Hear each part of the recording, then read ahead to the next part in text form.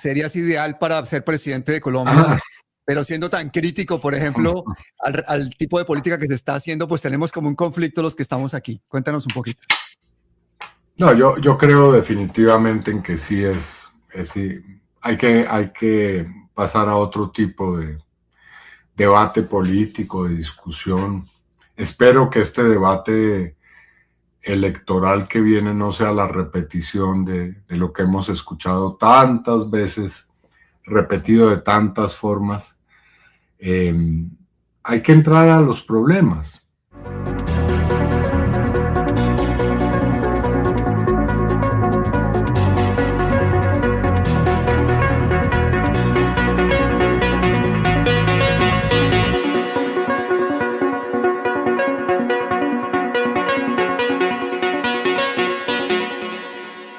¿Qué hubo, gente? Pónganle cuidado a esto porque es de las mejores cosas que he visto escritas sobre Iván Cepeda. Hagan de cuenta que es un audiolibro. La niña se pegó el tiro en la cara. Aquel fatídico accidente fue la pista para dar con uno de los asesinos de Manuel Cepeda Vargas, padre del hoy candidato presidencial Iván Cepeda Castro. Se llamaba Yalitza y tenía 4 años cuando encontró el arma de su padre, el sargento Justo Gil Zúñiga Labrador, a quien le gustaba más que lo llamaran Justo que Gil, y comenzó a manipularla como si fuera un juguete inofensivo, hasta que sin querer accionó el gatillo y se arrancó medio rostro. Al ser una muerte violenta, el caso llegó a las manos de un fiscal, quien así como abrió el expediente lo cerró. En ese punto no había nada que investigar. Pero con lo que no contaban los asesinos intelectuales y materiales de Manuel Cepeda Vargas, era que el papá de la niña se iba a ir de boca en una cantina de Neiva, seguramente borracho de dolor y de culpa. El sargento confesó, a voz en cuello, que él había sido uno de los sicarios que acribillaron a balazos al último senador de la Unión Patriótica. Un hilo se ató con el otro. Era 1996 y los investigadores del caso mandaron a cotejar las balas que se incrustaron en la cabeza del senador aquel martes 9 de agosto de 1994 con el arma usada por la niña. No hubo duda. Era la misma pistola Walter PKK, pero la madeja aún debía estirarse más, porque el sargento Zúñiga, en aquella borrachera confesional, también mencionó la identidad de uno de los hombres que habían dado la orden de matar a Cepeda. Se trataba del coronel Rodolfo Herrera Luna, quien a su vez, según las investigaciones posteriores del propio hijo del inmolado, había recibido las órdenes de paramilitares, políticos y enemigos acérrimos de cualquier hombre que pronunciara ideas comunistas. En Popayán dicen que quien volvió comunista a Manuel Cepeda Vargas fue Álvaro Pío Valencia, el tío abuelo de Paloma Valencia, la candidata que hoy se disputa la presidencia con el hijo del ex senador. Manuel Cepeda Vargas nació en Armenia, pero sus padres, su papá comerciante y su mamá fotógrafa, se instalaron en la Ciudad Blanca, por allá en los años 40 del siglo pasado. Allí terminó el bachillerato y se graduó como abogado en la Universidad del Cauca. Por esos días, muchos de los estudiantes del claustro de Santo Domingo eran fieles seguidores de Álvaro Pío, quien después de leer El Capital se convirtió al comunismo y nutrió las mentes de quienes pensaban que ese era el modelo político y social más justo para todos. Entre sus discípulos estaba Manuel, quien iba a escuchar sus monólogos sobre Lenin y la revolución bolchevique en el Café Alcázar, un lugar que estaba justo en medio de las 6 cuadras que separaban la casa de los Cepeda y los Valencia. Aquella conversión produjo en Álvaro Pío la fama de ser la oveja negra, o roja, de aquella familia de rancia estirpe conservadora, aunque quienes lo conocieron dicen que Pío era más un cordero manso que una oveja arisca. La camaradería entre Pío y Manuel comenzó a mermarse por la distancia física. En diciembre de 1958, este último fue elegido miembro del Comité Central del Partido Comunista Colombiano, de manera que su traslado hacia Bogotá fue inminente tras el encargo de fortalecer la Juventud Comunista Colombiana, la JUCO. A pesar de los millonarios que eran los Valencia, el hombre que inoculó el comunismo en Popayán murió en una pobreza material inusitada, arrumado en un cuarto de lo que hoy es una casa sin visitantes, el Museo Valencia. No obstante, su única dote, que pudo ser su conocimiento, aún sigue vigente. Medio siglo después, en la herencia ideológica del hijo de Manuel, el hoy candidato más fuerte a ocupar el solio de Bolívar. Manuel Cepeda y Gira Castro, una estudiante de bachillerato, se conocieron al final de un día de febrero de 1959, cuando ella entró revolucionada a la sede de la JUCO, buscando a más camaradas que se sumaran esa noche a una manifestación en contra del alza del transporte. Ella tenía 17, él 29. Fue un amor rebelde. Lo primero que a Manuel la embelesó fueron esos ojos levantinos, aunque ella hubiese nacido en Sincelejo, en el seno de una familia revolucionaria. En efecto, Gira es un nombre de origen árabe que significa pequeña mariposa, y Chadid, su otro apellido, significa poderosa. Lo siguiente y definitivo que conquistó su corazón fue la beligerancia y la fuerza de esa mujer, además de ese segundo apellido tan bien llevado. Los padres de Iván eran considerados unos apóstatas. Para los jerarcas de la Iglesia Católica fue un insulto que a mediados de 1960, cuando Gira cumplió la mayoría de edad, decidieran casarse sin la bendición de sotanas, mitras y báculos. Tanto fue el agravio que los curas empezaron a hacer los soplones de la policía secreta, informando sobre todos los pasos que daba la nueva pareja. Los Cepeda Castro lo confirmaron un par de días después de su casamiento, cuando Gira fue detenida y llevada a los calabozos del DAS. Antes de irse, el jefe de esa dependencia, en un acto de burla y provocación, los felicitó por el matrimonio. Entonces Manuel, entre sorprendido y furioso, le preguntó que cómo lo sabía, si la unión se hizo en la mayor intimidad posible. Porque soy católico, voy a misa todos los domingos y allí supe que los excomulgaron, respondió el perseguidor. Iván Cepeda Castro nació amenazado. Estaba aún en el vientre de su madre cuando su padre fue detenido por hacer parte de la planta de periodistas del diario Voz de la Democracia, que había sido declarado ilegal por Guillermo León Valencia en 1963. Luego creció acosado. No había cumplido ni un año cuando el apartamento en el que vivían en el barrio San Antonio, en pleno centro de Bogotá, comenzaron a llegar en las madrugadas militares y agentes policiales vestidos de civil a allanar el lugar, sin orden alguno, solo con la sospecha de que esos dos jóvenes y ese bebé guardaban armas y explosivos. Mientras los perseguidores lanzaban hijueputazos al aire, culetazos contra los armarios y escupitajos a la cuna, el bebé no lloraba. Según las memorias de su papá, Iván los miraba con un mutismo pasmoso, como lo haría muchos años después, en mítines y arengas durante la campaña para ser presidente de Colombia. Al pequeño Iván los allanamientos le espantaban el sueño, pero no la tranquilidad. En 1964, durante la Operación Soberanía, el abuelo de la candidata Paloma Valencia ordenó el ataque a la República de Marquetalia. El ejército empleó bombardeos aéreos y tropas terrestres para eliminar enclaves campesinos autónomos.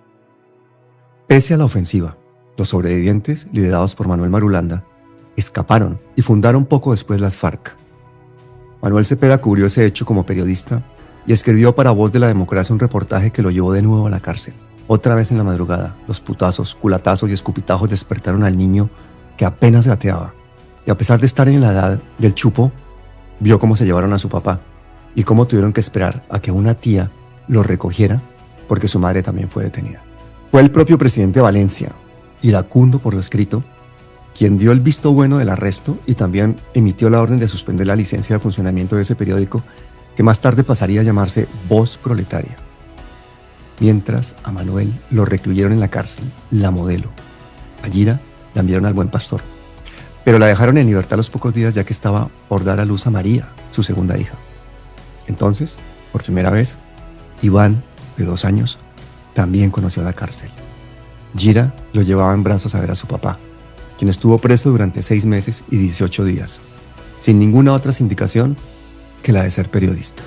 Iván ha vivido bajo persecución toda su vida. En 1967, a sus 5 años, supo de su primer destierro ante el mandato perentorio por parte de miembros del Estado de asesinar a Manuel Cepeda. El Partido Comunista le aconsejó a la pareja buscar refugio primero en Cuba, donde permanecieron hasta finales de ese año, y después en la República Socialista de Checoslovaquia, país que hacía parte del bloque soviético durante la época de la Cortina de Hierro. En Praga vivieron cerca de 3 años. Hay varias fotos que dan cuenta de aquella correría obligada. En una de ellas se ve a Gira en medio de Iván y de María, rodeados de nieve. Los 3 sonríen, son una familia que intenta sostenerse. En otra aparecen los 4, pero esa imagen trae consigo algo curioso. Físicamente, ese Manuel de ayer es idéntico al Iván de hoy.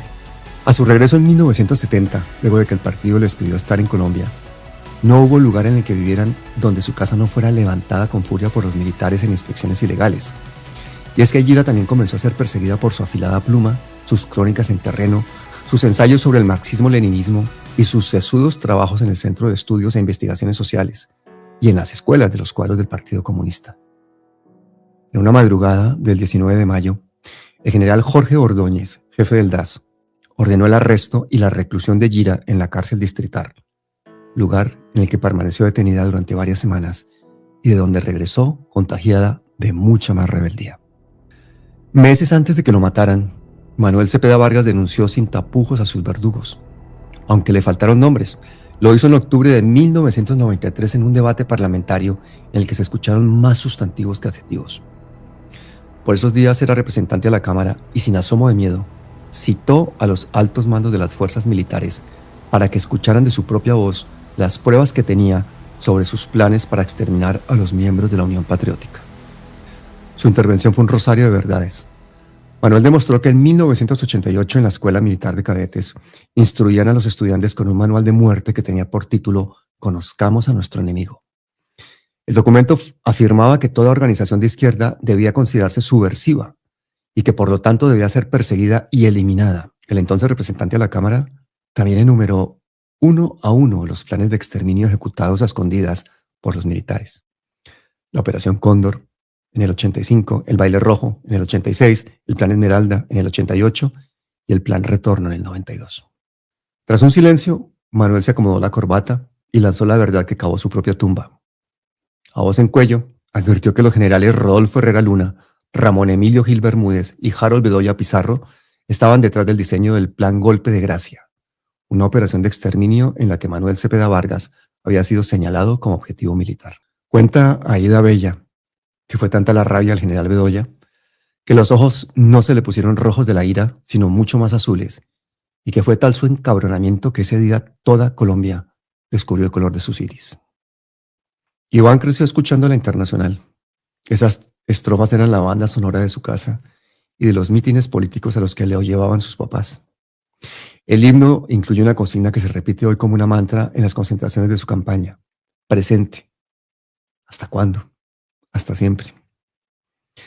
Mientras en su casa escuchó razonar sobre la teoría de la liberación, en los colegios públicos por los que pasó en Bogotá, las cosas fueron distintas. Los rectores de las instituciones priorizaban la enseñanza de materias como religión frente a las humanidades. Y aunque Iván Cepeda no lo reconoce expresamente, la lucha entre esas dos visiones del mundo más tarde harían mella en sus propias convicciones. Sus recuerdos también quedaron marcados por los castigos que los profesores le aplicaban a los alumnos con regla y Biblia en mano. La respuesta de Iván fue contumaz. No era el mejor de la clase, pero obtenía buenas notas en las materias que le gustaban. Le iba regular en las ciencias exactas, sobre todo en física, química y matemáticas, pero sobresalía en historia, sociales y castellano. Un mes antes de cumplir 11 años, ocurrió un hecho determinante que marcó su senda política. En la tercera semana de septiembre de 1973, el mundo supo que militares de la dictadura chilena habían torturado y asesinado con alevosía, 44 balazos le pegaron a Víctor Jara. Las canciones de este cantautor chileno también hacían parte de su banda sonora, pero más que eso, lo que persistió en sus recuerdos fue la postura militante y socialista de Jara, de la que tanto hablaban sus padres. Aquel parteaguas lo ha advertido Iván en varias entrevistas. Su conciencia política despertó precozmente en ese momento. A partir de allí, dedicó sus años de rebeldía a realizar una suerte de trabajo de base en los colegios y en los movimientos juveniles que nacían a mediados de los 70 en Kennedy, localidad a la que llegó a vivir específicamente en el barrio Banderas, bloque E2, apartamento 301. Tenía 14 años cuando cayó preso por primera vez. Sucedió a las afueras de un colegio mientras repartía los ejemplares gratuitos de Voz Proletaria. Al contrario de lo que pasó con el resto de amigos detenidos a su lado, quienes fueron reprendidos por sus padres tras la vergüenza, su papá lo abrazó y lo felicitó al verlo salir de la mazmorra. Debía irse acostumbrando, porque podría ser el primero de muchos canazos si quería seguir repartiendo dignidad, le dijo. Los Cepeda Castro coleccionaban piedras. No es una metáfora, lo hacían con fervor. De todos los lugares que visitaban se llevaban una para la casa. Las tenían por todas partes, como si cada una guardara una historia distinta. Revolución, lucha, pueblo, justicia, resistencia, dignidad. Iván sigue hoy cargando algunas de esas piedras en sus trasteos. En una de las tantas redadas, los agentes del DAS, en lugar de encontrar pistolas y metralletas, hallaron aquella colección sideral. Un policía primíparo vestido de civil se dispuso a echarlas en una caja para incautarlas. Pero de pronto recibió el grito encolerizado de su jefe. ¿Para dónde lleva esas putas piedras, huevón? Deje esa mierda ahí. Uno crece con lo que ve en la casa y también con lo que lee. Además de las piedras, lo otro que jamás dejaban sus padres en aquellos trasteos forzados eran sus libros y sus propios escritos. Esa fue su fortuna y esa sería la herencia para Iván. En los textos que dejaron Manuel y Gira se podían ver citados los libros que alimentaban su ideología. El Capital de Karl Marx, ¿Qué hacer? De Vladimir Lenin, Los condenados de la tierra de Frantz Fanon, El hombre unidimensional de Herbert Marcuse, La sociedad del espectáculo de Guy Debord, Las venas abiertas de América Latina de Eduardo Galeano y Vigilar y castigar de Michel Foucault, entre otros. La entrada de uno de los ensayos de Gira da cuenta de su credo. El marxismo-leninismo es la ciencia que muestra el verdadero camino que conduce a la liberación femenina y a la conquista de la plena igualdad de derechos. Era 1978. Gira tenía 36 años. En 1979 se dio la tarea de hacer campaña por el Consejo de Bogotá. Lo hizo yendo a los barrios de invasión, llenándose las botas de barro. Pocos creían que iba a lograr un escaño, pero les cayó la boca tras lograrlo. La vida parecía ir bien, hasta que llegaron los insoportables dolores de cabeza.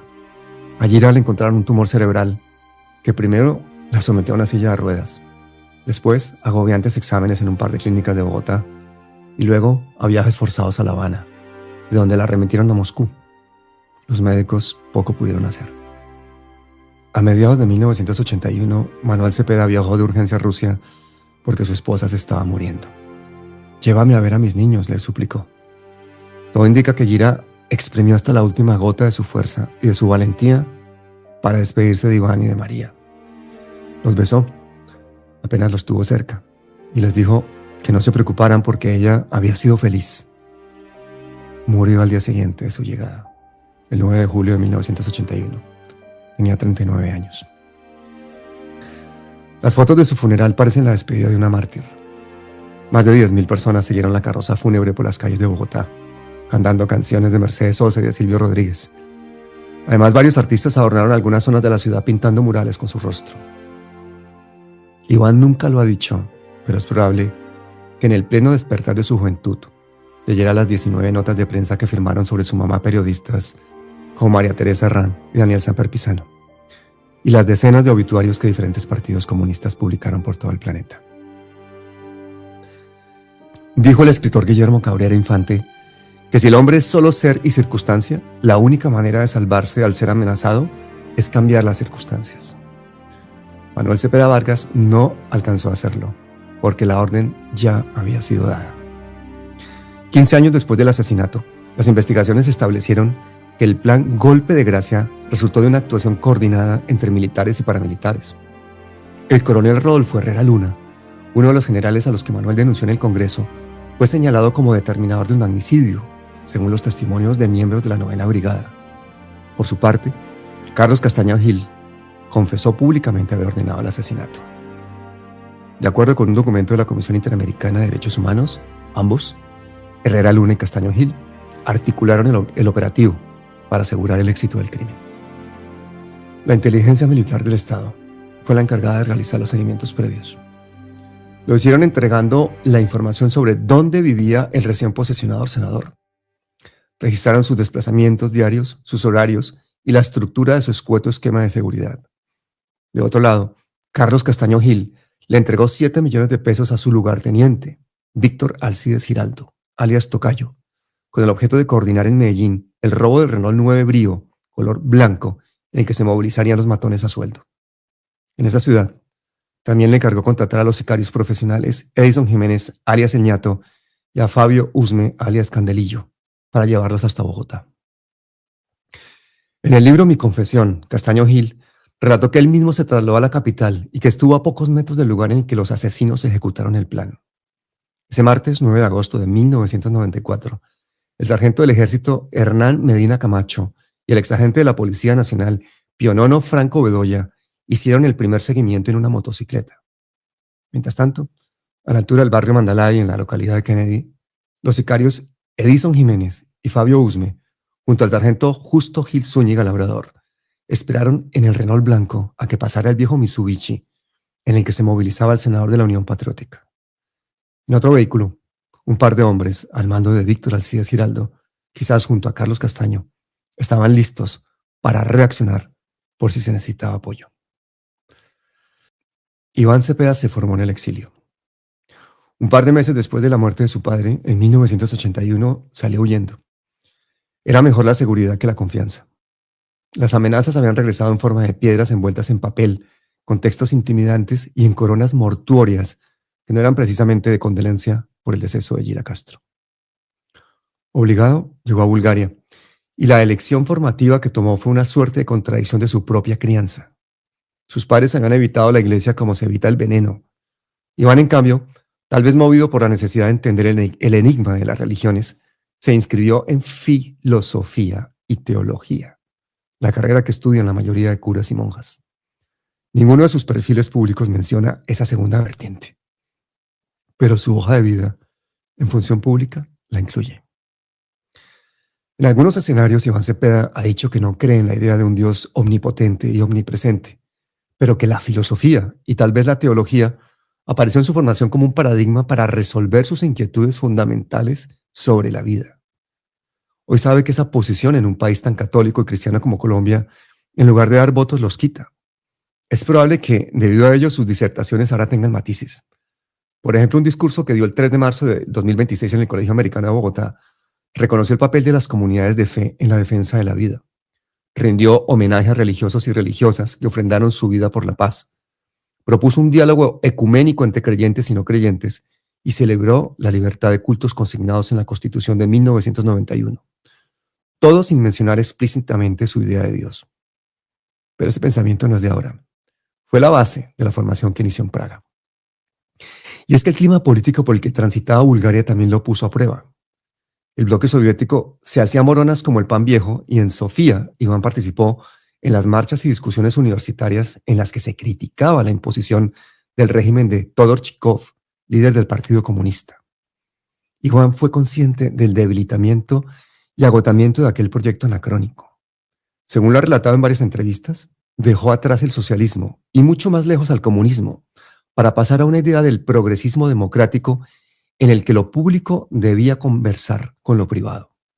En la intimidad de su familia, aquel cambio de arquetipo fue una rebelión frente al padre, una época de separación silenciosa en el plano de las ideas, pero que jamás derivó en un distanciamiento físico. Manuel era tan comunista que él mismo recordaría como Gira a veces lo regañaba por no ceder ante su ortodoxia ideológica. Sus rivales lo han querido graduar de miembro civil de la guerrilla de las FARC, pero lo cierto es que no existe ninguna investigación judicial que haya demostrado un delito asociado con rebelión o derivado de este, y ningún juez de la República lo condenó por hechos similares a la sedición. A pesar de esto, adversarios como el expresidente Álvaro Uribe Vélez insisten en clavarle el INRI de guerrillero. Lo hizo hace pocos días en la cuenta de X en la que aseguró lo siguiente: Manuel Cepeda promovió la lucha armada de frente. Manuel Cepeda, un violento frentero, fue un alto jerarca que sacrificó la democracia interna y la movilización civil en favor de un militarismo radical en las FARC. Ver libros de antiguos camaradas. Uribe tal vez se refiere a los libros Todo tiempo pasado fue peor, de Álvaro Delgado, y Armas y urnas, de Stephen Dudley, donde se habla de Manuel Cepeda. En 1987, a sus 25 años, Iván regresó a Colombia. 2 años antes, tras un acuerdo entre las guerrillas de las FARC y el gobierno de Belisario Betancur, había nacido un nuevo partido político, la Unión Patriótica. Por esa misma época, Manuel Cepeda dejó las toldas del Partido Comunista para unirse a la Unión Patriótica. A pesar de ello, Iván, en otro acto de insurrección, se dejó seducir más por los novedosos planteamientos de jóvenes políticos como Jaime Pardo Leal, José Antequera y Bernardo Jaramillo Osa, que por los de su propio padre. Hay que recordar que la Unión Patriótica tenía 2 vertientes, una anclada al comunismo radical en la que Manuel caminaba y otra mucho más fresca que profesaba un socialismo progresista, la orilla de los más jóvenes. Quienes lo conocen de cerca aseguran que fue con Jaramillo Ossa con quien Iván tuvo más afinidad, ya que el manizalita había tomado distancia del comunismo, de la cortina de hierro y de las prácticas subversivas ejercidas por la guerrilla. Los tiempos de incidencia zurda duraron poco. En 1988, el aniquilamiento se intensificó en contra de la izquierda.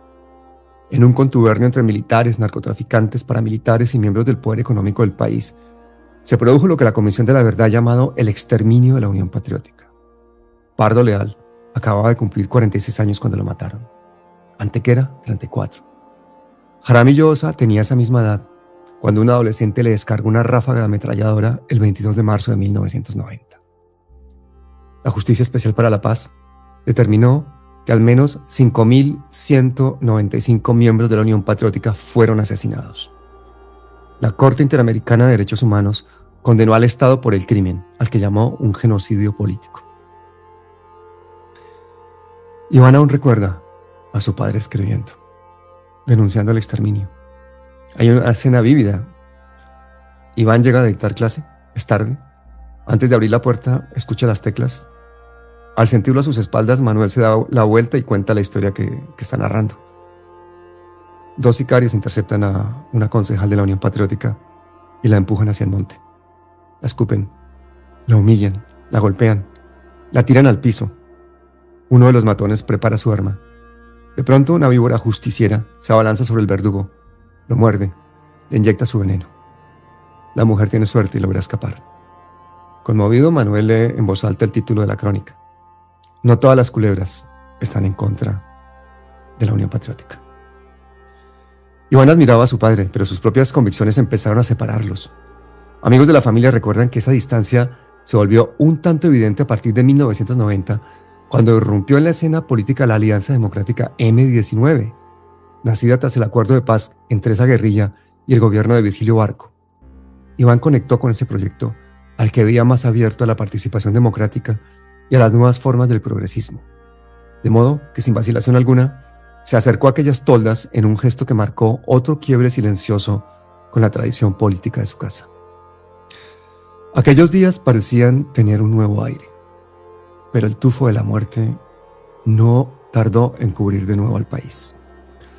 Los mismos verdugos que aniquilaban a balazos a los miembros de la Unión Patriótica se atrevieron a más y en un plan kamikaze mataron en pleno vuelo a Carlos Pizarro, el líder máximo del M-19, un hombre carismático a quien el joven Cepeda veía como símbolo de esperanza.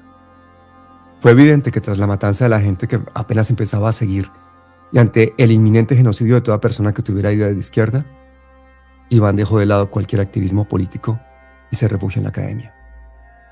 Dedicó sus esfuerzos a dictar clases de filosofía en la Universidad Inca y en la Universidad Javeriana, hasta el día en que un nutrido grupo de sicarios asesinó a su padre.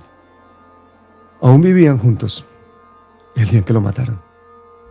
Mientras recuerda lo que sucedió aquella mañana del 9 de agosto del 94, Iván muestra una colección de 48 vetustos relojes que coleccionaba su padre. Por esos días los dos tenían la plena seguridad de que el asesinato de Manuel era inminente.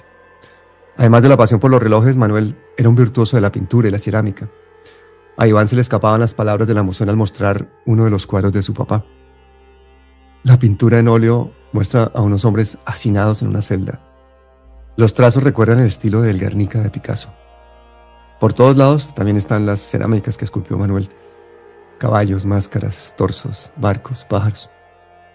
Estaban tan seguros del asesinato que Iván tomó una decisión. En cada despedida le iba a dar a su padre un abrazo largo. Como un abrazo de ciegos, porque bien podía ser el último. Iván hace una pausa para señalar una escultura que hicieron juntos. Se trata de la cabeza de un animal por la que media docena de personas trepan. Un caballo de Troya. A su papá también le gustaban los búhos. Los búhos pueden cazar en absoluto silencio, le enseñó alguna vez.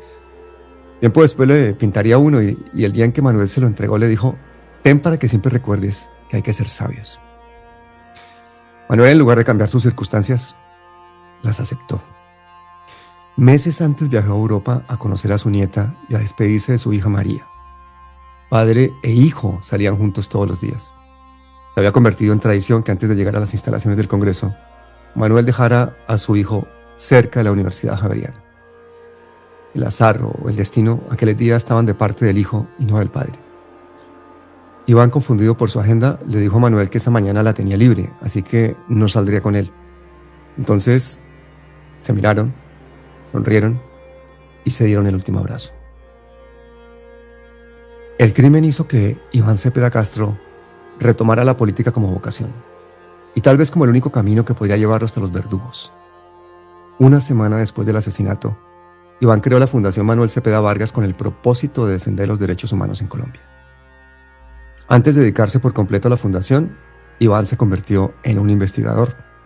Entre 1994 y 2009, dato a dato, fue recopilando pruebas, identificando testigos, usando testimonios y radicando denuncias para no dejar extraviar el expediente.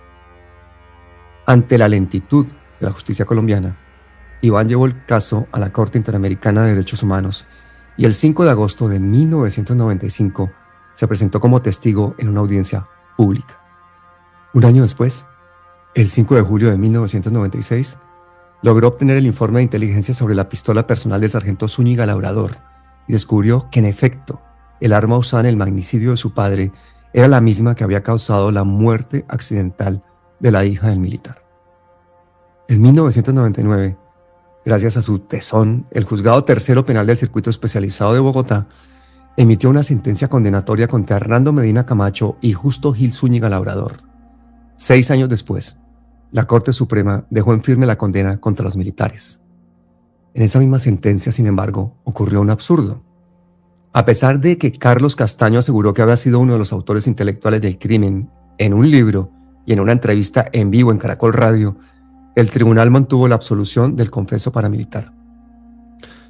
De momento, Iván había logrado la cárcel para 2 de los autores materiales, pero faltaban los autores intelectuales, los que habían dado la orden. Para vivir, seguía dictando clases en universidades. También lideraba proyectos sobre la protección de víctimas y de personas desprotegidas por el Estado, apoyado por los recursos de organizaciones internacionales. Pero en el 2000 volvió a recibir amenazas creíbles que lo obligaron a exiliarse en Francia. Desde allí, mientras terminaba una maestría en Derechos Humanos de la Universidad de Lyon, siguió escarbando todo lo que pudo para dar con los verdaderos responsables del crimen de su padre. Pocos lo saben, pero el gesto que desencadenó la rivalidad entre Iván Cepeda y Álvaro Uribe Vélez sucedió el 30 de septiembre del año 2002. Uribe, recién elegido presidente de Colombia, le retiró la personería jurídica a la Unión Patriótica, una resolución apoyada por el Consejo Nacional Electoral. Para Iván, aquella fue una afrenta contra la memoria de Manuel Cepeda Vargas, quien había sido el último senador de ese partido. Si Álvaro Uribe perseguía todo lo que oliera a guerrilla, Iván Cepeda lo haría con todo lo que tuviera que ver con paramilitarismo. En 2004, los principales líderes de las autodefensas fueron invitados por la Comisión de Paz en el Congreso de la República.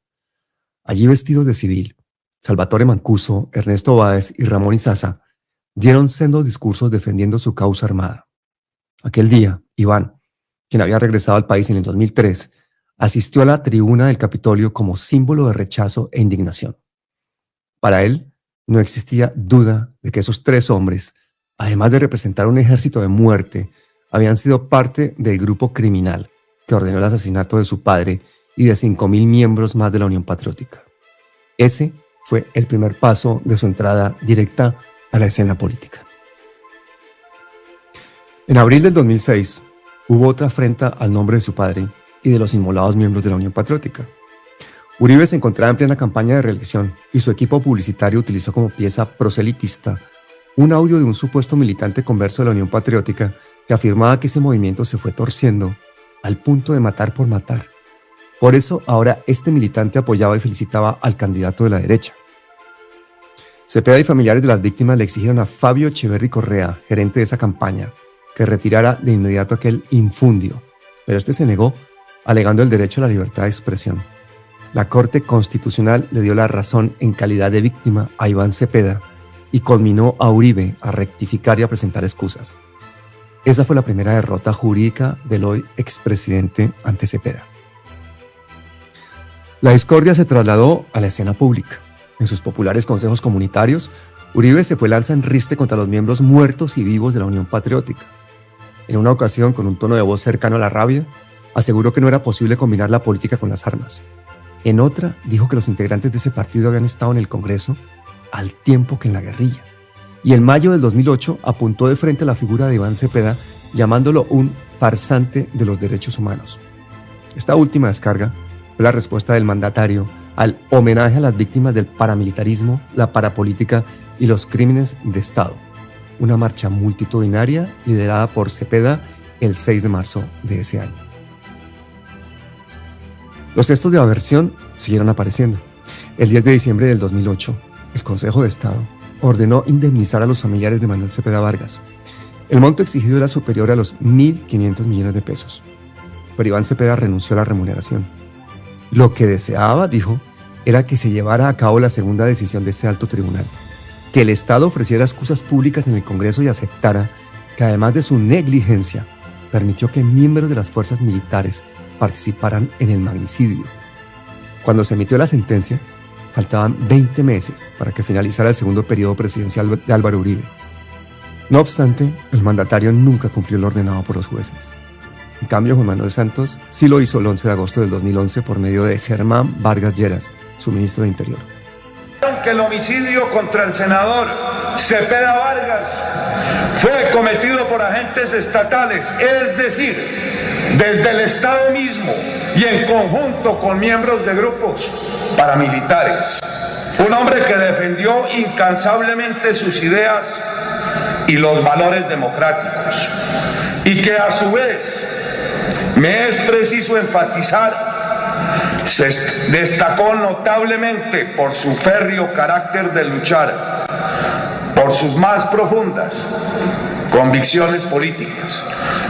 Pido un perdón público por el crimen cometido contra el senador Manuel Cepeda Vargas. El dedo índice de la mano izquierda de Iván Cepeda siempre apunta al frente, como acusando. No lo puede mantener doblado. Tampoco es una metáfora. Un accidente en su mano le atrofió los tendones flexores que le daban movimiento a las falanges del dedo índice izquierdo. Cuando esa lesión ocurre suelen pasar dos cosas. La primera es que el dedo puede quedar para siempre en posición de gatillo, como disparando un arma, o que quede en posición acusatoria, como le quedó al candidato. El 28 de marzo del 2026, Iván Cepeda regresó al Parque San Antonio, en Medellín, a ofrecer una especie de aclaración. Días antes, cientos de antioqueños se declaraban ofendidos porque en un mitin el senador aseguró que Antioquia se convirtió en cuna de la parapolítica, de la narcoeconomía y del terrorismo de Estado. Mientras lee su discurso, la postura rígida del dedo izquierdo le imprime mayor simbolismo. Tras la aclaración, Cepeda apunta de nuevo hacia Álvaro Uribe Vélez. La carrera política del expresidente en Antioquia se hizo de la mano de los clanes familiares del cartel de Medellín, dice marcando el ritmo de su ímpetu con aquel dedo. Uribe y su hermano Santiago fueron amigos, socios comerciales y colaboradores de clanes como los Ochoa, los Gallón Henao, los Villega Uribe y los Cifuentes Villa, quienes hicieron parte de la entraña de las estructuras del narcotráfico de Pablo Escobar y los grupos paramilitares, afirma el senador, y sus seguidores chocan las manos en una algarabía estruendosa. Iván Cepeda descansa en el aplauso del público. Su índice vuelve a ser protagonista cuando señala que los narcos anteriormente mencionados, junto a políticos, fueron los propietarios de las grandes haciendas que sirvieron como centros de entrenamiento paramilitar.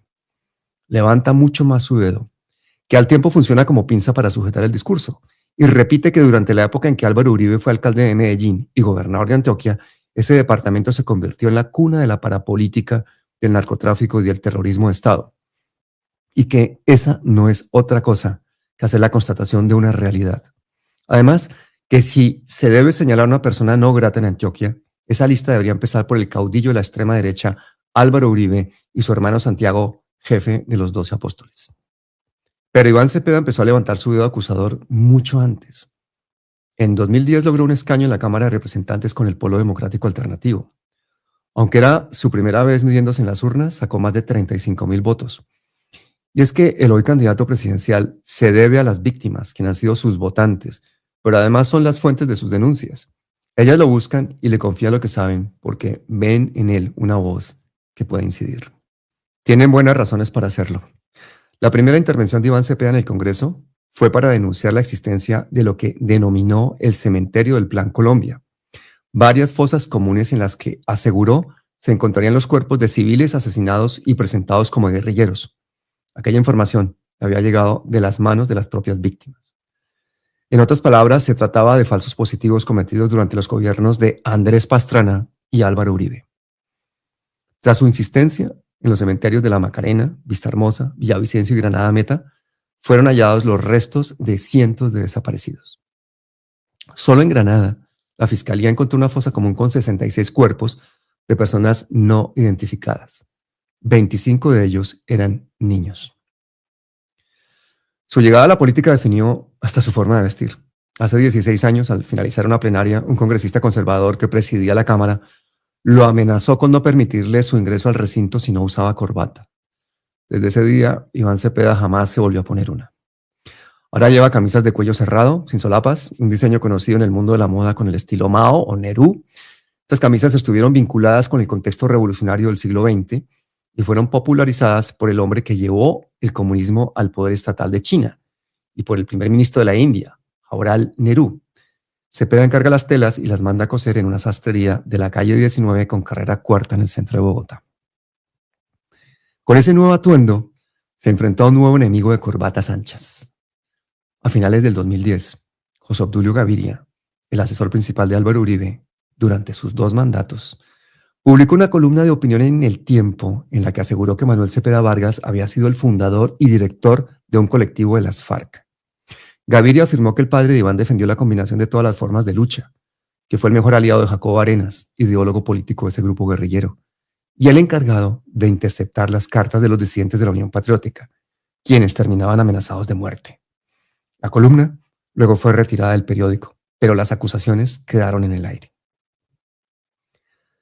Después del abrazo con su hijo, Manuel Cepeda Vargas se dirigió al carro que le habían asignado el Congreso. Allí lo esperaba el conductor, Eduardo Fierro, y el guardaespaldas, Alfonso Morales, quien no era un agente del Estado, sino un militante de la Unión Patriótica. El vehículo en el que se movilizaban era un Mitsubishi Montero color verde, modelo 89, sin blindaje. Cepeda Vargas no tenía más protección, a pesar de que era el congresista más amenazado del país. De hecho, la Unión Patriótica compró y asignó una camioneta blindada a Ida Bella, quienes semanas atrás y ante el ruido del posible asesinato, buscó a Manuel para proponerle cambiar de carros. El senador no aceptó. Le dijo que no se perdonaría si le pasaba algo a ella. No se equivocaba. 2 años después, aquel blindaje salvaría a la concejal de la muerte de un atentado con una bazuca. Manuel se sentó en el puesto del copiloto, cerró la puerta y abrió el periódico El Tiempo. Allí se registraba la visita de Fidel Castro, invitado el 7 de agosto a la posesión del presidente Ernesto Samper. Castro también había asistido a una recepción privada en el Salón Rojo del Hotel Tequendama, organizada por el embajador de Cuba, el poeta José Luis Díaz Granados, el escritor Arturo Alape y el propio Manuel Cepeda Vargas. A la altura de la Avenida de las Américas, con carrera 74, el conductor de un Renault blanco ubicó el carro justo al lado de la puerta en la que iba el senador. Al otro costado se detuvo la moto. Los conductores habían ensayado la maniobra decenas de veces. El primero en disparar a quemarropa desde el carro blanco fue el sargento Zúñiga Labrador, quien accionó 7 veces su arma. Lo mismo hizo desde la moto el sargento Medina Camacho. El escolta, Alfonso Morales, reaccionó con su revólver 38 corto y descargó las 6 balas de su tambor contra el vehículo de los sicarios. Manuel Cepeda Vargas cayó muerto hacia el lado del conductor. Lo mataron en el acto, pensando que hacían patria. De la lluvia de plomo, solo un proyectil de 9 milímetros penetró la región occipital derecha del senador y atravesó la masa encefálica. El orificio de salida midió 1 centímetro. La muerte instantánea fue provocada por una laceración cerebral. Los criminales creyeron cumplir sin errores el cometido de estallarle hasta las ideas al senador. Pero uno de los victimarios fue impactado, al parecer, quien conducía. La herida los obligó a dejar el auto abandonado a 1 kilómetro de distancia, lleno de pruebas. Entre ellas había una pistola Walter P-38 de uso privativo del Ejército Nacional. Después se supo que los militares tenían una coartada para no ser descubiertos. Sus firmas aparecían refrendadas a esa misma hora como asistentes a un curso de inteligencia en la escuela de artillería. Iván Cepeda suele agachar la cabeza y mirar por encima de sus gafas. Su mirada es maquiavélica, escribió un internauta durante un evento de campaña emitido por streaming. El asistente del en vivo seguramente no lo sabía, pero el candidato tiene en el centro de su biblioteca un busto de Nicolás de Maquiavelo, a quien ha leído y estudiado a profundidad. Ese gesto, el de inclinar la cabeza hacia abajo y desde ahí aguzar los ojos por encima del marco, lo hace ver más protervo que empático. A pesar de ello, no deja de hacerlo. A veces parece que le estorbaran los vidrios de sus lentes, pero en realidad todo indica que es parte de su performance político. En todas sus presentaciones en público, justo cuando va a denunciar algo o cuando va a emitir un juicio, Cepeda no levanta la voz, levanta la mirada. La eleva sobre los espejuelos mientras las pupilas de sus ojos se activan como el percutor de un arma. Así lo hizo el día en que definitivamente se partió en dos cualquier puente de entendimiento entre él y Álvaro Uribe Vélez. Ocurrió el miércoles 6 de abril del 2012 en el Salón Elíptico de la Cámara de Representantes. Cepeda convocó a un debate de control político sobre el paramilitarismo en Antioquia. En el centro de sus denuncias recayó el nombre del expresidente y de su familia. Cada vez que se preparaba para hacer una acusación, Cepeda alzaba su mirada por arriba de los lentes. Fue una andanada sin precedentes en contra de un exmandatario a quien se acusaba por primera vez en público de tener vínculos directos con asesinos y asesinatos. La escena también fue una suerte de déjà vu del debate que su padre dio en contra de los altos mandos de las fuerzas militares, denunciando que lo iban a matar. Cepeda fundamentó su acusación en los testimonios de los paramilitares Pablo Hernán Sierra del bloque Cacique Pipinta y Juan Monsalve del bloque Metro, dos pistoleros de vieja data que se encontraban en prisión. Lo primero que denunció es que en el municipio de San Roque y zonas aledañas del nordeste antioqueño ocurrieron crímenes de lesa humanidad, perpetrados por grupos de autodefensa en contubernio con ganaderos y políticos de ese departamento. Luego advirtió que la estructura criminal estaba integrada por los hermanos Juan Guillermo y Luis Alberto Villegas Uribe y los hermanos Santiago y Pedro Gañón Henao. Entonces hizo una pausa. Alzó su mirada por encima de sus gafas y aseguró que Álvaro y Santiago Uribe Vélez también eran parte de esa banda. Proyectó una foto de la hacienda de Guacharacas, antigua propiedad del exmandatario, y dijo con voz calma, pero con ojos insondables, que en ese lugar había nacido el bloque Metro de las autodefensas. También mostró un mapa con la hacienda La Carolina, el lugar donde se llevó a cabo el entrenamiento militar del grupo Los 12 Apóstoles, comandado, dijo, por Santiago Uribe, a quien se señalaba de ser el autor intelectual del asesinato del minero Darío Granda en diciembre del 2002. Lo que siguió fue una ráfaga de citas basadas en testimonios de víctimas y paramilitares, que Álvaro Uribe como gobernador envió una volqueta pública a San José del Nus para que las autodefensas recogieran y transportaran cadáveres, que durante esa gobernación se pagó una recompensa por la baja del guerrillero Juan Pablo, quien realmente fue entregado vivo al ejército para ser ejecutado, que estaban probados los vínculos comerciales entre los Uribe Vélez y Luis Alberto Villegas, alias Tubo, un reconocido jefe paramilitar. También la venta de una parte de la hacienda Guacharacas a Santiago Gallón, condenado por paramilitarismo y beneficiario de subsidios estatales de agroingreso seguro, y que el propio Juan Monsalve había hecho parte de la seguridad armada y el transporte brindado por el bloque Metro al entonces candidato presidencial Álvaro Uribe tras un fallo en su helicóptero. Días después de ese debate, el expresidente Uribe radicó una denuncia penal ante la Fiscalía General de la Nación y una queja disciplinaria ante la Procuraduría. El argumento central era que Cepeda estaba creando un cartel de testigos tras sus visitas a cárceles para ofrecer beneficios a delincuentes a cambio de que testificaran en su contra. 2 años más tarde, la mirada de Cepeda fue más inquisidora. La escena sucedió el 17 de septiembre del año 2014 en el Congreso, en un debate de control político llamado Álvaro Uribe, narcotráfico y paramilitarismo en Colombia. Lo que lo hizo más interesante, candente si se quiere, es que el propio Uribe estaba presente en el recinto por su investidura de senador. De entrada, Cepeda proyectó un video con el testimonio de un paramilitar que decía haber presenciado un encuentro entre el expresidente y Carlos Castaño. Hubo un silencio que Uribe aprovechó para salir del recinto y dirigirse a la Corte Suprema, donde denunció a Iván Cepeda. El entonces senador del Polo Democrático continuó con las acusaciones, Aseguró que entre 1980 y 1982, como director de la Aeronáutica Civil, Uribe otorgó licencias a personas vinculadas con el clan Cifuentevilla, narcotraficantes ligados al cártel de Sinaloa, que el ministro Rodrigo Lara Bonilla había afirmado antes de morir que el helicóptero incautado en Tranquilandia pertenecía al padre de Uribe, y que en 1983 Uribe compartió junta directiva con firmeza con Luis Carlos Molina, el banquero de Pablo Escobar, condenado por el asesinato de Guillermo Cano. Cepeda se detuvo, volvió a otear por encima de sus gafas y enseñó documentos desclasificados del FBI. Compartió un testimonio de Mancuso y recordó la trayectoria de Uribe, a quien el presidente Belisario Betancur dijo sacó de la alcaldía de Medellín en 1982 por nexos con narcos. Recordó que como senador, Uribe propuso soluciones imaginativas para evitar que se hundiera un referendo que buscaba abolir la extradición, beneficiando los intereses del cártel de Medellín. También que paramilitares señalaron como Pedro Juan Moreno, secretario de Uribe, le pidió a Carlos Castaño asesinar al defensor de derechos humanos Jesús María Valle. Además, que Uribe y su padre participaron en corridas de toros benéficas para Medellín Sin Tugurios, una fundación de Pablo Escobar.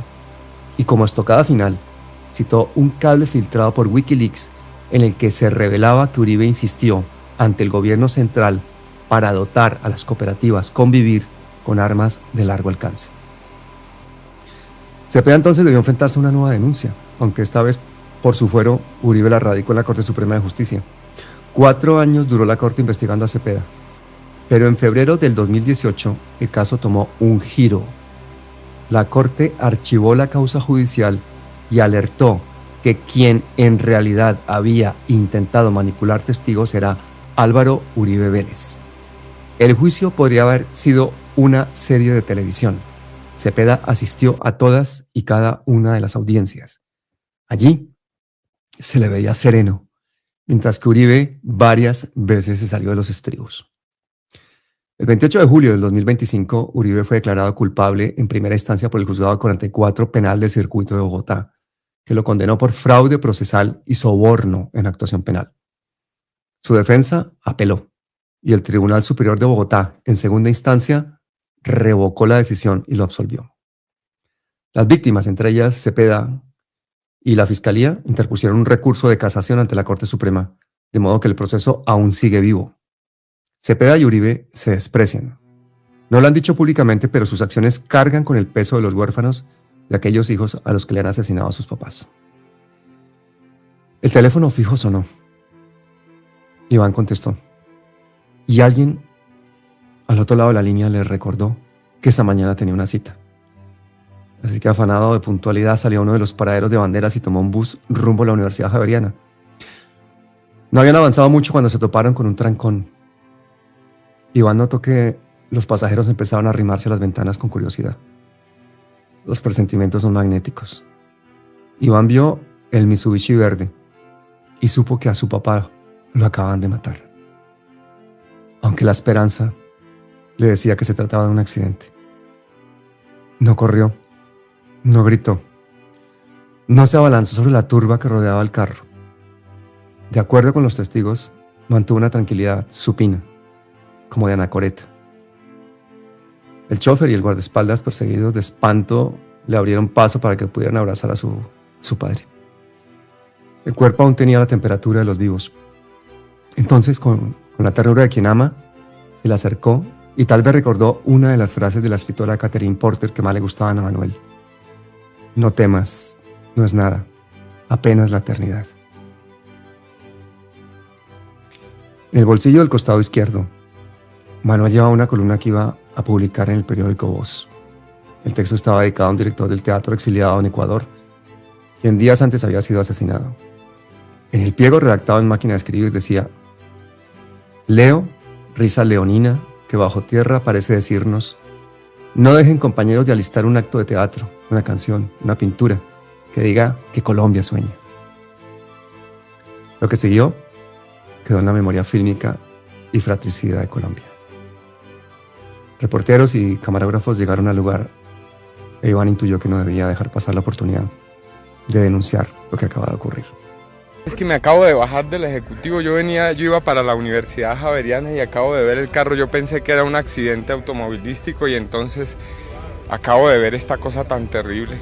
Así que yo le pido al país, le pido al presidente Samper, a quienes tienen que ver con la justicia en Colombia, que hagan algo en contra de esta ofensiva contra los dirigentes de izquierda y que no quede este crimen impune como el de tantos hombres justos y valientes que han peleado en este país. Hay otra grabación del Noticiero Nacional en la que vuelve a repetir palabra por palabra la denuncia de su papá, que se trataba del plan golpe de gracia diseñado por la cúpula militar, que lo sabía el fiscal general, el ministro de Defensa y el presidente de la República. Atrás aparecía el carro baleado y en el aire las voces de decenas de militantes de la Unión Patriótica coreando «Gaviria es el culpable». El día del sepelio de Manuel, miles de simpatizantes del Partido Comunista lo acompañaron en una plegaria atea. La plaza de Bolívar se llenó. Iván encabezó el grupo que bajó el féretro por las escalinatas del Congreso para llevarlo al cementerio. La bandera roja con los símbolos del martillo y la hoz cubrían el ataúd. Con el frenesí de los discípulos simpatizantes de la Unión Patriótica, detuvieron el cortejo para despedir a Manuel con arengas. En ese momento, por primera vez, se ve a Iván compungido, con el corazón tumefacto, con los ojos enlagunados de dolor. Desde aquel momento, él mismo lo ha dicho, llevar a la cárcel a todo el aparato criminal que estuvo detrás del magnicidio se le volvió una obsesión. Así, su propio mandamiento se le haya convertido en una eterna agonía. El atril blanco en el que está parado Cepeda está adornado por mariposas amarillas hechas con papel crepé. 3 escudos portátiles antibalas y 8 escoltas en tarima tratan de protegerlo de cualquier atentado criminal. El título de su discurso no es casual: 19 de abril. De hecho, el candidato inicia recordando que en esa fecha se conmemoran 2 aniversarios: el nacimiento del movimiento M19 y el nacimiento de nuestro compañero presidente Gustavo Petro Urrego. Tras escuchar los apelativos M19 y Petro, un clamor en la plaza central de Funza, Cundinamarca, interrumpe a Cepeda. Sí se puede, gritan los asistentes. Al menos 3 circunstancias encumbraron su nombre como el candidato de la izquierda con mayores posibilidades para llegar a la presidencia el próximo 7 de agosto. La primera la recuerda el propio Cepeda, al traer a colación el resurgimiento del M19 en 1970, tras el robo de las elecciones al general Rojas Pinilla. Aquel movimiento, dice Cepeda, nació como insurgencia, pero también como un cuestionamiento profundo al sentido de la democracia en Colombia. Sin embargo, aclara, la mejor decisión de ese grupo fue abandonar las armas y dar ese salto al vacío, liderado por Carlos Pizarro, para apostar por el diálogo. Allí aparece la segunda circunstancia. Aquella entrada a la política civil logró pavimentar el camino para que una figura como Gustavo Petro, quien hoy apoya de frente la candidatura del propio Cepeda, llegara al poder y que por fin la izquierda pudiera hacer gobierno. La tercera circunstancia fue palmaria.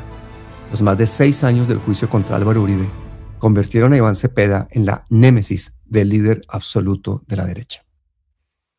En Funza, el discurso de Cepeda destaca los logros gubernamentales recientes, el aumento del salario mínimo, la entrega de tierras al campesinado y la reducción de la pobreza.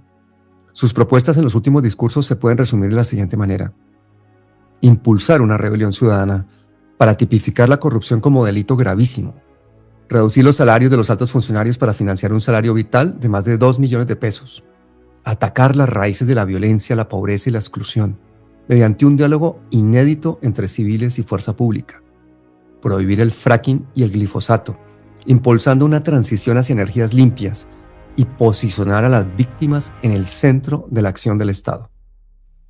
Esta última propuesta ha sido la bandera de su oficio durante los últimos 30 años. Cepeda ha asegurado que es, ante todo, un defensor de los derechos humanos. Algunas etapas de esa defensa han sido su talón de Aquiles. Sus opositores lo presentan como un político cuya figura se entrelaza con viejos fantasmas de la guerra. Critican su acompañamiento a Jesús Santrich en los procesos por narcotráfico. Utilizan las fotos en las que aparece junto a Iván Márquez durante el proceso de paz para proclamarlas como símbolo de cercanía a los ex jefes de las FARC. Publican la supuesta mención de su nombre en el computador de Raúl Reyes para insinuar una relación más estrecha con esa estructura armada. Y aseguran que su discurso sobre las víctimas y la justicia se aplica de forma selectiva, exigiendo cuentas solo a la derecha y al uribismo, pero relativizando la responsabilidad de los exguerrilleros. En 23 de las últimas 36 intervenciones en plazas públicas, Cepeda se ha referido directamente a la figura del expresidente Álvaro Uribe Vélez. En las otras lo ha hecho de manera indirecta. Ese ha sido uno de los estandartes de su campaña y el discurso ha calado en los seguidores de la izquierda en Colombia, como lo demuestran los resultados de las más recientes encuestas que lo colocan como el candidato seguro en la segunda vuelta de las elecciones. En la plaza de Funza, Cepeda menciona las palabras parapolítica y extrema derecha. Cuando lo hace, atisba por encima de sus gafas y aquella mirada suya, tan representativa, se sincroniza de manera inconsciente con el dedo índice de su mano izquierda, con su dedo acusador. Al terminar, el equipo de guardaespaldas corre a protegerlo. Enfilan los escudos antibalas y crean una pared infranqueable. El candidato se incomoda, no se le ve tranquilo con aquel cerco blindado. Pero ahora es quizás la persona más amenazada en el país, al menos eso dice Gustavo Petro, quien aseguró haber recibido información del FBI sobre un plan criminal para matar al candidato del pacto histórico. Iván Cepeda ha vivido con la muerte siguiéndole los pasos. Es muy probable que si no hubiesen asesinado a su padre, hoy estuviera dedicado a dictar clases de filosofía o a escribir ensayos sobre la banalidad del mal. Pero su destino tomó un giro inevitable el 9 de agosto de 1994, porque, como un mandato divino o profano, ha dedicado su vida a seguir la lucha de Manuel Cepeda Vargas para sacarlo del olvido. No lo digo yo, lo dice Pacho Escobar de Casa Macondo. Excelentes periodistas por tal increíble investigación que destapa toda la corruptela de la oligarquía colombiana. Un excelente artículo, una buena semblanza sobre nuestro futuro presidente Iván Cepeda. Así que bueno, gente, ya saben lo que tienen que hacer. Gracias a todos. Hasta siempre. Me llamo Iván Cepeda y seré su nuevo presidente. ¡Viva Iván Cepeda, futuro presidente de Colombia!